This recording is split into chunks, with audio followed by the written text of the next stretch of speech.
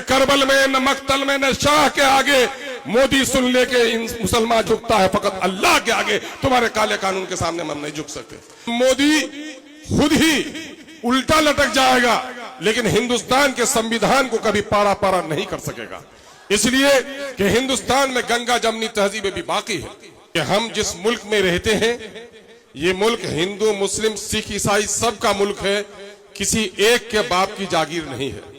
इस वजह से कोई अगर हम पर दस्तूर हिंद के खिलाफ कानून नाफिज करने की नापाक कोशिश करेगा, तो हम इस मुल्क में लड़कर ही जमहूरी अंदाज में, आईनी अंदाज में, जिस तरह से मुल्क की सरहदों की हिफाजत के लिए गर्दन कटाना शहादत हम समझते हैं, ठीक उसी तरह से इस मुल्क के आईन को बचाने के लिए भी हम अपनी गर्दनों को कटाने के लिए तैयार हैं। और फिर इस वक्त जो ये काला कानून जिसे हमारी शरीयत पर हमला किया गया है, हमारी दीनी गैरत को ललकारा गया है, इस मुल्क के आईन को तोड़ने मरोड़ने की सिर्फ नापाक कोशिश नहीं की गई, बल्कि इस मुल्क की आजादी के बाद कुछ दीवानों ने, कुछ पागलों ने, कुछ हिंदुस्तानी, कुछ पाकिस्तानियों ने मुल्क को बंटवारा कर दिया। लेकिन हमारे बाप दादा जो इस जमीन पे रहे, और मैं जनाबे बैरिस्टर असदुद्दीन अवैसी साहब के सामने में बड़े फख्र के साथ ये बात कहना चाहता हूं कि जिस वक्त मुल्क का बंटवारा हो रहा था, ये वो खित्ता था जिसको पाकिस्तान में शामिल करने की बड़ी कोशिश की जा रही थी। मैं मुबारकबाद पेश करता हूं और खिराज अकीदत पेश करता हूं अपने बुजुर्गों को कि हमारे बाप दादाओं ने उस वक्त इस मुल्क को सालिम रखने में कितनी बड़ी कुर्बानी दी। वो ये कि पाकिस्तान बना तो अपने वजूद से ही दो टुकड़ा हो गया, पूरब और पश्चिम का हो गया।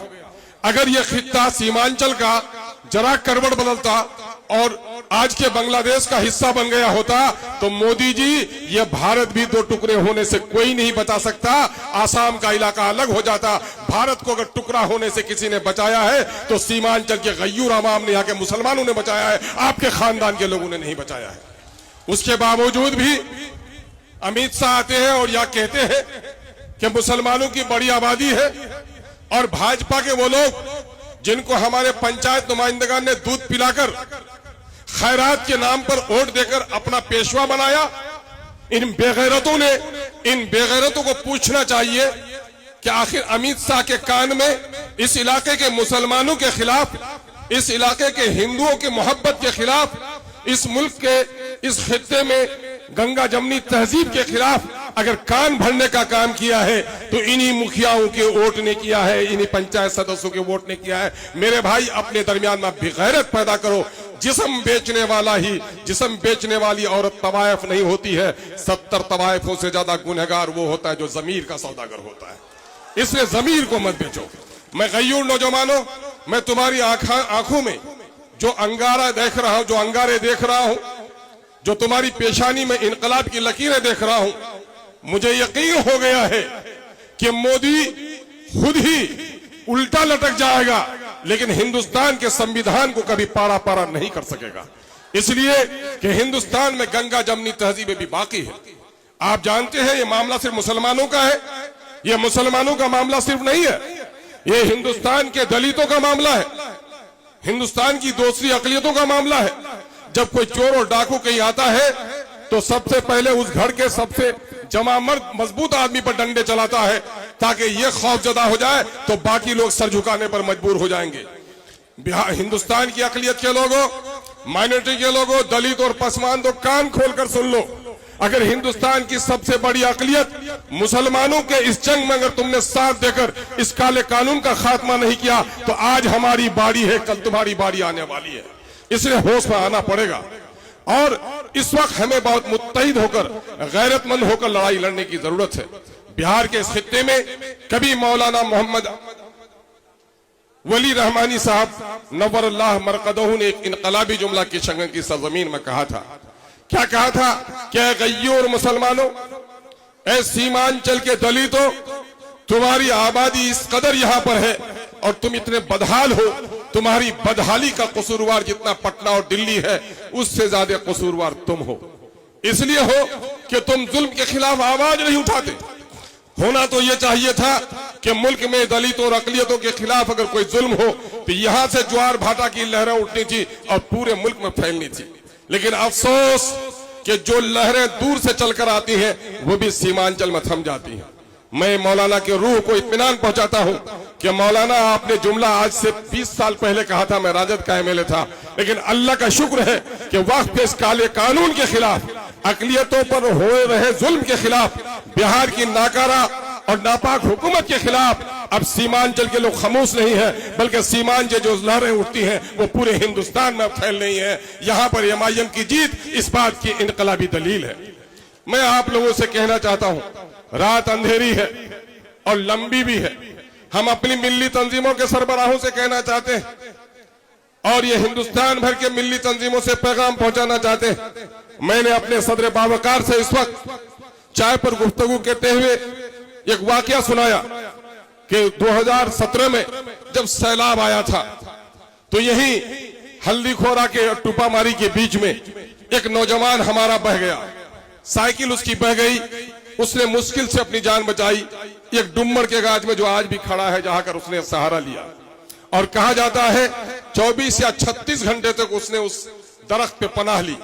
वो बताता है कि जिस दरख्त में मैं था वहां पर रंग बिरंग के अलग अलग 50 किस्म के सांप थे, लेकिन हर सांप सहमा हुआ था, कोई किसी को डंक नहीं मार रहा था। हत्ता कि उन सांपों के दरमियान मैं घिरा हुआ था, लेकिन मुझे भी उस सांप ने कोई नुकसान नहीं पहुंचाया।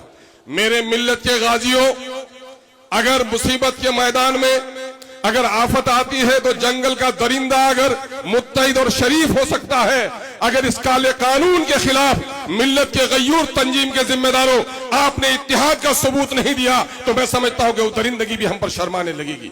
जरूरत इस बात की है कि मुल्क गिर सतह पर हमारी मिल्ली तंजीमें, हमारी सेकुलर सियासी पार्टियां, चूंकि मुझे यकीन है कि इस वक्त पार्लियामेंट में भले ही हमारे 24 मुस्लिम मेंबरान हैं, हम हिंदू और मुसलमानों के दरमियान में पार्लियामेंट को तकसीम नहीं कर सकते। हिंदुओं के लिए मंदिर हो सकता है, किसी के लिए गुरुद्वारा और किसी के लिए गिरजाघर हो सकता है, मुसलमानों के लिए मस्जिद हो सकती है, ये उनके इबादत खाने हैं, लेकिन इस मुल्क के कानून के लिए लड़ना सबकी जिम्मेदारी है। वक्फ का ये जो काला कानून आया है, नौजवानों, मैं इख्तिसार से कहता हूं 6 दिसंबर को तुम्हारी शादी की तारीख रही होगी, 6 दिसंबर को तुम्हारी पैदाइश की तारीख रही होगी, 6 दिसंबर को खुशियों के और तो तारीखें रही होंगी, लेकिन जब 6 दिसंबर का काला दिन आता है तो मेरी खुशियां मुझे खुशी नजर नहीं आती। अगर ईद भी आ जाए तो मेरी आंखों में गम होता है, इसलिए कि 6 दिसंबर का वह काला दिन हमारे बाबरी मस्जिद को टूटने का दिन है। यकीन जानो, मेरे ससुर नवीसी साहब ने कहा है कि बाबरी मस्जिद की कहानी हम आज ही नहीं कहते हैं, ये मस्जिद थी, मस्जिद है और ताक़यामत मस्जिद रहेगी, और हम अपने आने वाली नस्लों को भी बता के जाएंगे कि यहाँ के कुछ जालिमों ने हमारी मस्जिदों को तोड़ा है और हमने शराफत का मुजाहिरा किया है कि जो कुछ हमारी अदालत ने फैसला कर दिया हमने तस्लीम कर लिया है। लेकिन हम तारीख को याद रखेंगे। तुम एक मस्जिद पर रोते हो नौजवानों, अगर ये काला कानून नाफिजुल अमल तो 8 तारीख से कर दिया गया है, लेकिन अमली जामा अगर इसको पहनाने की कोशिश की जाएगी तो न जाने तुम्हारी कितनी मस्जिदों में ताले लग जाएंगे, तुम्हारे कितने दीनी मदारिस बंद हो जाएंगे, तुम्हारे कितने कब्रिस्तानों में तुम्हें उलझा कर रख दिया जाएगा। और 2 मामले थे। एनआरसी का मसला था, उन्होंने कहा था कि मुसलमानों को निशाना बना रहे, लेकिन आसाम में जब मामला आया तो मुसलमानों से गैर मुसलमान फंस गए, 13 लाख गैर मुसलमान फंस गए, खेल उनका खराब हुआ। फिर उसने कहा तलाक बिल को मामला लाते, अपने घर की बहू बेटी और बीवी के साथ जो इंसाफ न कर सके, गांव के दूसरे बहू बेटी की पंचायती में बेशर्म को नहीं बोलना चाहिए। मेरे भाइयों, हमारे तलाक के नाम पर उन्होंने हमारी शरीयत पर हमला किया, लेकिन मैं मुबारकबाद देता हूं अपने उन लोगों को जो शरीयत का एहतराम करते हैं। इन्होंने कह दिया मोदी तुम्हारा कानून सलामत रहे, तुम्हारा कानून अदालतों की चारदीवारियों में घिरा हुआ रहे, हम तो कलमागो हैं और हमारा यकीन है कि अल्लाह की उतारी हुई आयतों के साथ जो छेड़छाड़ करता है, जो फैसला नहीं करता, वही मुनाफिक है, वही कुफ्र करता है। हम अपनी शरीयत की पासदारी करेंगे, हम अपने मुफ्ती और आलिम से अपने निकाह के तलाक के झगड़े तय करेंगे, मोदी तुम्हारे पास नहीं जाएंगे। मोदी ने जब देखा ये खेल भी खराब हुआ और मोदी सब जगह नाकाम हुआ, 15 लाख की जगह 15 पैसे नहीं दे सके, करोड़ों को नौकरी देने के वादे के नाम पर उसे पकौड़ा बेचने को नौकरी करार दे दिया, और उन्होंने महंगाई के नाम पर पहले यही शख्स कहता था कि रुपए की कीमत घटती है तो देश की आबरू गिरवी रख जाती है, और आज देश की आबरू को उसने वहां गिरवी दिया कि तारीख में डॉलर के मुकाबले में पैसे की कीमत, रुपए की कीमत इतनी नहीं गिरी थी। इन तमाम तो नाकामियों को छुपाने के लिए मोदी ने मुसलमानों को निशाना बनाया, और मुसलमानों को निशाना बनाते हुए एक वाकया मैंने कई जगह सुना, इख्तिसार में सुना देता हूं। एक बड़े घर की बहू थी, बच्चा उनका रो रहा था और बच्चा बहल नहीं रहा था। नौकर को उसने दिया कि जाओ फूल की क्यारी की तरफ। उसने फूल की क्यारी में बच्चों को घुमाया, रंग बिरंग के फूल दिखाए, बच्चा बहल नहीं रहा था। कहा खिलौने दो, खिलौने उठा के बच्चा फेंक रहा था। उस नौकर ने देखा कि दुबली पतली बिल्ली तालाब के नजदीक खड़ी है। उसने उसे गले में रस्सी लगाया, और बच्चे अक्सर शरारत करते हैं, जब बिल्ली को डुबाने और उठाने लगा तो बच्चा खिलखिलाकर हंसने लगा। अब इस बहू की आदत हो गई कि जब भी उनका बच्चा शरारत करता, अब बच्चों को खिलौना देने की बात नहीं कहता, बल्कि अपने नौकर से कहता जा बिल्ली को जरा डुबा, बच्चा बहल जाएगा। ठीक उसी तरह से मोदी अपनी तमाम तर नाकामियों को छुपाने के लिए कुछ भी नहीं कर पाता है तो अपने मुसीरों से कहता है कि मुसलमानों को परेशान करने वाली कोई साजिश करो। चुनांचे मुसलमानों को परेशान करने के लिए उसने एक काला कानून लाया। अब जानते हो क्या होगा?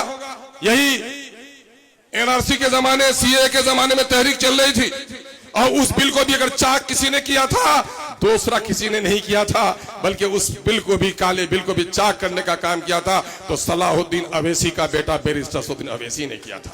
और इस काले कानून को भी चाक करके वो सिर्फ कागज को चाक नहीं करना था, बल्कि पूरे हिंदुस्तान के गैरतमंदों को हिम्मत दिलाना था कि न करबल में, न मक्तल में, न शाह के आगे मोदी सुन ले के मुसलमान झुकता है, फकत अल्लाह के आगे तुम्हारे काले कानून के सामने हम नहीं झुक सकते। इस काले कानून की खराबी क्या होगी? सीए के जमाने में अररिया से पश्चिम राशिद भाई गवाही देंगे, एक झगड़ा हुआ दलितों के यहाँ। क्या हुआ? जब पंचायती भी नशा उतर गया तो कहा क्या कहिए मालिक, अपनी जबान में बोला, हम लोग बिला वजह के दोनों भाई लड़ गए। कहा कि क्या हुआ रे? मालिक बोलते हुए शर्म आती है, बोला बोलो क्या हुआ, पंचायती तो करनी है। कहा मालिक शहर से कुछ लोग आए थे और हम लोगों के कान में बात सुनाए थे, ये जो सीए का काला कानून है, मिर्ची लगाई गई है, ये मुसलमानों को बांग्लादेश और पाकिस्तान भगाने का है, और जब बांग्लादेश चला जाएगा तो ये जमीन तुम लोगों की, मकान तुम लोगों का हो जाएगा। मालिक हम लोग समझे कि ये सही है, तो मैंने कहा था अपनी बस्ती में कि ये जो भाग जाएगा तो पश्चिम वाला पक्का का मकान हम लेंगे। तो गांव का ही दूसरा बोलने लगा कि नहीं पक्का का मकान हम लेंगे। इसी बात में हम लोग लड़ गए थे। यकीन जानो ये वाकया ऐसा नहीं है, सच्चाई पर मबनी वाकया है। पटने में एक साहब प्रोफेसर है, वो घर अपना खेत बटाई पर दिए हुए हैं पूर्णिया के।